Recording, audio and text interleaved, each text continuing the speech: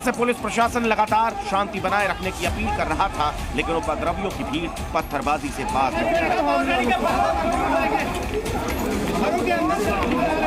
के संभल की शाही जामा मस्जिद में चल रहे सर्वे के दौरान अचानक से बेकाबू भीड़ ने पुलिस के ऊपर पथराव करना शुरू कर दिया। इस वक्त आप तस्वीरों में देख सकते हैं कि जो दंगाई थे उन्होंने न सिर्फ पुलिस के ऊपर पथराव किया, बल्कि यहाँ पर खड़ी जो गाड़ियाँ थी उनको भी तोड़फोड़ की है, उनको आग के हवाले कर दिया। टू व्हीलर हो या फोर व्हीलर, ये सबको आग के हवाले कर दिया है। बड़े और चारों तरफ अगर आप देखेंगे बड़े बड़े पत्थर ही नजर आएंगे, और जिस तरीके से ये पत्थर यहाँ पर पड़े हुए हैं, यानी कि पहले से ही पूरी प्लानिंग की गई थी।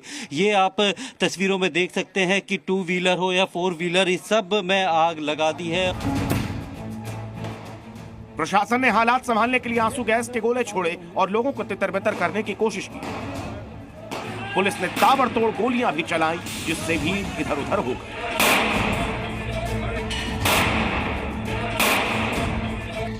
लेकिन मामला और बिगड़ता जा रहा था। गलियों में जगह जगह पथराव हो रहा था। उग्र भीड़ लगातार गाड़ियों को आग के हवाले कर रही थी। भीड़ को खदेड़ने के लिए पुलिस ने लाठियां भी भांजी। 3 घंटे से ज्यादा वक्त तक हालात बेकाबू रहे। एक तरफ संभल सुलग रहा था, तो वहीं दूसरी तरफ सियासी रोटियां। में एक मस्जिद के सर्वे के दौरान पुलिस टीम पर पथराव हुआ है। उत्तर प्रदेश में इन घटनाओं को आप कैसे देखते हैं? देखिए, किसी भी टीम पर, पुलिस हो या किसी भी प्रशासनिक दल पर या किसी भी भारत सरकार के तंत्र पर पथराव करना यह गैर कानूनी है। यह आईपीसी के सेक्शन 353, जिसमें यह होता है कि किसी भी प्रशासनिक कार्य में अवरोध करना, इसके साथ में और भी आर्टिकल जो सेक्शंस 34 है, इसके साथ में और भी बहुत सारे सेक्शंस के ऑफेंस के अंडर में आता है। पर सवाल यह है कि ये घटनाएं घटी क्यों, इसके बारे में आप बैकग्राउंड, इसके बारे में क्वेश्चन नहीं पूछिए, आप सीधा का सीधा रिजल्ट पर आ गए। इस सवाल के बारे में बोलना चाहता हूँ। शायद संबलपुर में कोई मस्जिद को लेकर के विवाद शुरू हुआ है। मस्जिद जहां है वहां पर हिंदुओं का आरोप है कि वहां पर कुछ मंदिर वगैरह शायद चीजें थी। ये उनका ऐसा एलिगेशन है, उनका ऐसा अभिप्राय है, उनका इस प्रकार से कुछ सोच है। पर सवाल यह उठता है कि क्या उनके पास कोई प्रमाण भी है? मुझे लगता है कि प्रमाण के बारे में जाने से पहले कुछ हमें चीजों को जानना भी ज्यादा जरूरी है। प्रमाण से जानने से पहले, उसके पहले पुरानी जो प्रोसीडिंग है उसके बारे में भी जानना ज्यादा जरूरी है। प्रमाण है कोई बात नहीं, प्रमाण है तो उसको कोर्ट में पेश किया जाएगा और दोनों तरफों की सुनवाई की जाएगी, इसमें कहीं कोई दिक्कत नहीं। और यह भी सत्य है कि भारत देश में जो हिंदू वर्ग है वह कहीं न कहीं पर बहुत पुराने समय से रह रहा है। तो ऐसे भी होने के अभिप्राय, यदि आशंकाएं कहीं हो भी जाती हैं तो लोगों के मन के यह विचार हो सकते हैं, उसके बारे में ज्यादा सोचने की आवश्यकता नहीं।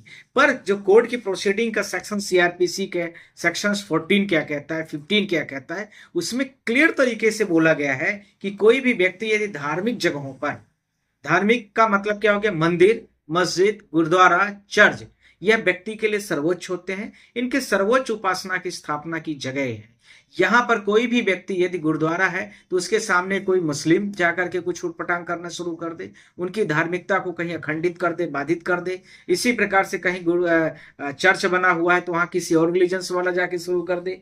इसी प्रकार से हिंदुओं का मंदिर है तो उनके सामने कोई शुरू कर दे। इसी प्रकार से कहीं मुस्लिमों का मस्जिद बना तो उनके सामने कोई पहुंचे तो ढोल मजीरा बजा करके वहां पर कुछ और उनके धर्म के अलावा कुछ और चीजें, एक्टिविटी शुरू कर दे, अर्थात उनके कार्य में, उनके धार्मिक उपासनाओं में विरोध करना शुरू कर दे। यह इनलीगल।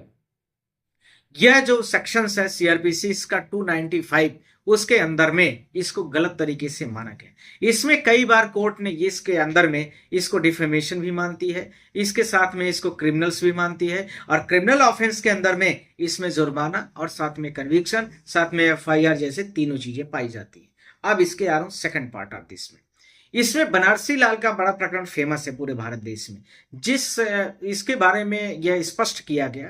बनारसी लाल के जो प्रकरण था वो धर्म से जुड़ा हुआ था, और भारत देश के धार्मिकता का यदि कहीं भी उन्माद है और धर्म से रिलेटेड कोई भी विवाद है तो उसको लेकर के बहुत लैंडमार्क जजमेंट माना जाता है भारत देश के कॉन्स्टिट्यूशन में, भारत देश के कोर्ट में, हाई कोर्ट हो या चाहे सुप्रीम कोर्ट हो या लोअर कोर्ट हो। अब यह है क्या इसके बारे में? उन्होंने बोला कि भारत देश विभिन्नताओं का देश है, अर्थात यहाँ पर हिंदू, मुस्लिम, सिख, ईसाई सभी रहते हैं और सभी धर्मों के जो उनके सिंबल्स हैं, उपासना के लिए जो उनके प्लेटफॉर्म्स हैं, उपासना के लिए जो मंदिरों में पूजा करता है तो हिंदू, और इसके साथ में मस्जिद गया तो अपना नमाज अदा किया तो मुस्लिम, इसी के साथ में गुरुद्वारा में गया तो अपनी कबूलें किया जो भी गुरु नानक साहिब के माध्यम से वो भी हुआ, और इसके साथ में चर्च भी अपनी जगहों पर सही रहे, वहां पर बाइबिल भी पढ़ी गई। पर वह भी बोले कि इसके साथ में यह भी ज्यादा जरूरी है जानना कि इन सारी जगहों पर कोई भी व्यक्ति किसी भी रिलीजन्स को यदि उसको कहीं पर रोकने की कोशिश करता है, इंटरप्ट करता है, उसके धार्मिक कार्यों में व्यवधान उत्पन्न करता है, तो आर्टिकल 19 का 2 का उसमें स्पष्ट किया गया और उसमें बोला गया कि इसका कंप्लीट उल्लंघन है, यानी फंडामेंटल राइट्स का इसमें कंप्लीट वायलेशन बताया गया। साथ ही साथ में इसी के साथ में दूसरा इसी का पार्ट जो आर्टिकल्स 15 कहता है, जो रिलीजियस से रिलेटेड है, रिलीजियस से जुड़ा हुआ है, जिसमें स्पष्ट व्याख्या की गई है कि किसी भी व्यक्ति की निजता मतलब इंडिविजुअल्स लाइफ, इंडिविजुअल से रिलेटेड उसका किसी भी व्यक्ति की पूजा पद्धति हो, एक कोई किसी संगठन का व्यक्ति है, किसी धर्म से जुड़ा हुआ व्यक्ति है, यदि उस व्यक्ति के बारे में कोई भी उल्टा सीधा करता है या कुछ भी इस प्रकार की प्रक्रियाएं करता है तो इलीगल माना जाएगा, वो अनकॉन्स्टिट्यूशनल माना जाएगा, वो आर्टिकल 19(2) का कंप्लीट वायलेशन माना जाएगा। इसी के साथ में भारत देश जो है हमारा, वह भारत देश विभिन्न तरीके की अखंडता संप्रभुता से जो बना हुआ है, इसकी भी कहीं न कहीं कंप्लीट वायलेशन इसके आधार पर होगी।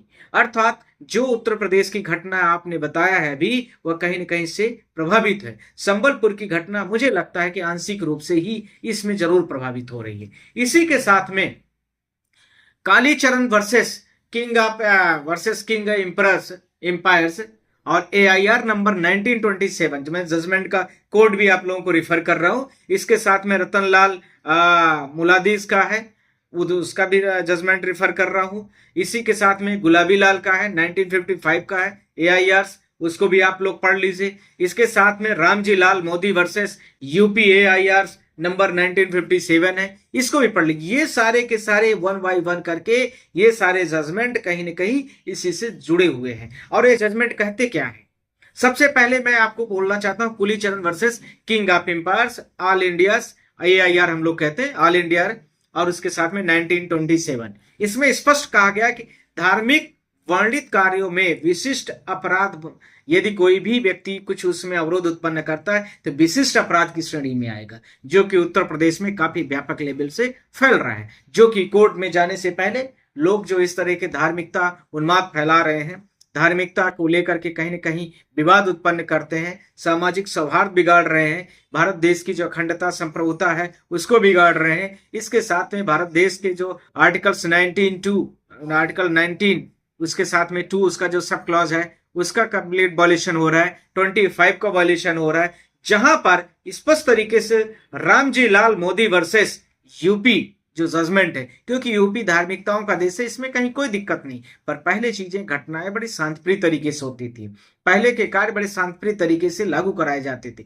आज के कार्य काम ज्यादा होते हैं, ढिढोरा ज्यादा पीटे जाते हैं, विवाद ज्यादा उत्पन्न किए जाते हैं। चुनाव और वोट की राजनीति इतनी बड़े लेवल पर हावी हो गई पूरे देश में कि वो किसी भी वर्ण को, किसी भी जाति को, किसी भी समुदाय को, जो भारत देश के प्रेम्बल्स में प्रस्तावना में लिखा हुआ शब्द है कि भारत देश जो है वो विभिन्नताओं का देश है, उसको सारी चीज समाजवाद, अखंडता, ये सब संप्रभुता को बनाए रखने के लिए जो चीजें हैं, उन सारी चीजों को कहीं न कहीं पर ये कंप्लीट वायलेट कर रहा है, जिसमें स्पष्ट कहा गया कि किसी भी कास्ट स्पेशल को आप प्रमोट नहीं कर सकते हो।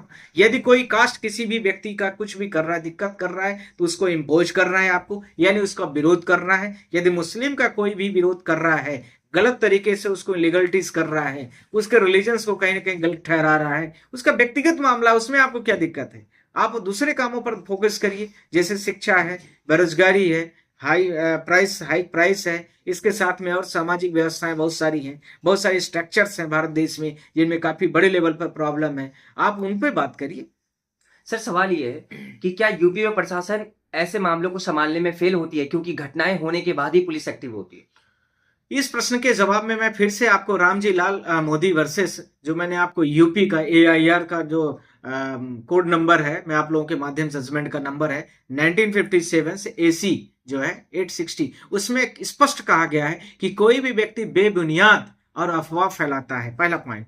दूसरा कहता है कि यह विशिष्ट अपराध की श्रेणी में आएगा। तीसरा कहता है कि ऐसे व्यक्ति पर तुरंत FIR किया जाए। चौथा कहता है कि इसके ऊपर सीधा कॉस्ट इम्पोज किया जाए। मुझे लगता है कि संभल वाली जो घटना है वो घटना इस पूरे जजमेंट के साथ में दायरे पर कहीं न कहीं पर जुड़ती है, पर सवाल यह भी है कि क्या उनके पास तथ्य हैं या नहीं है, क्या उनके पास कुछ सबूत है या नहीं है, या रिमरों पर आधारित सारी बातें वो कर रहे हैं। यदि कुछ तथ्य हैं, खुदाई से कुछ तथ्य आए हैं, पुरातत्व विभाग ने उसका सर्वेक्षण करके दिया है, तो उस बात को हमें मानने में कोई गुरेज नहीं होगा। पर यदि ऐसा नहीं है तो उस मंदिर को ध्वस्त करना, हर जगह के मंदिरों को ही टारगेट करना, यह पूरे भारत देश के कहीं न कहीं अफवाह फैलाने वाला, मस्जिद के सामने गीत गाने वाला और इसके साथ में कब्रिस्तान पर अत्याचार करने वाले व्यक्ति की श्रेणी में आता है। यह Ramji Lal Modi versus UP all India, जो मैंने आपको बोला है AIR नंबर 1957 AC 860 कंप्लीट तरीके से बोल। सर एक आखिरी सवाल है,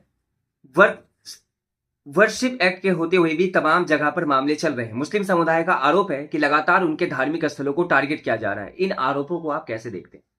मैंने आपसे बोला है, दोबारा फिर से बोल रहा हूं इन चीजों को, किसी भी व्यक्ति के द्वारा किसी भी धर्म विशेष को ऊपर अफवाह फैलाना, उसके साथ उसके मस्जिदों को टारगेट करना या मंदिरों को टारगेट करना, या इसके साथ में दो और भी जो गुरुद्वारे हैं और हमारा जो चर्च है उसको टारगेट करना। भारत देश में 1947 में जब देश आजाद हुआ था, उसके बाद संविधान का आर्टिकल 25 में स्पष्ट किया गया कि जो चीजें पुरानी थी उन पुरानी चीजों को वहीं पर खत्म किया जाता है और आगे इस तरह की कोई भी वैधानिक प्रक्रियाएं, खासकर मंदिर, मस्जिद, गुरुद्वारा, इनसे संबंधित नहीं की जाएंगी। पर उसके बावजूद भी कंप्लीट उत्तर प्रदेश सरकार वायलेशन करा रही है, उत्तर प्रदेश के लोग वायलेशन कर रहे हैं, उस पर पुलिस न तो रजिस्टर्ड FIR कर रही है और न ही ऐसे चीजों पर रोक लगा रही। मीडिया भी कहीं न कहीं पर इन चीजों को बोलबाला समझ करके अच्छी TRP के लिए सारे कामों को कर रही है, जिससे भारत देश के लोग सारे के सारे जो पुरानी जड़ें हैं 1947 के पहले की चीजों पर बार बार फोकस करके देश की गति, देश के विकास को अवरुद्ध करने की कोशिश कर रहे हैं।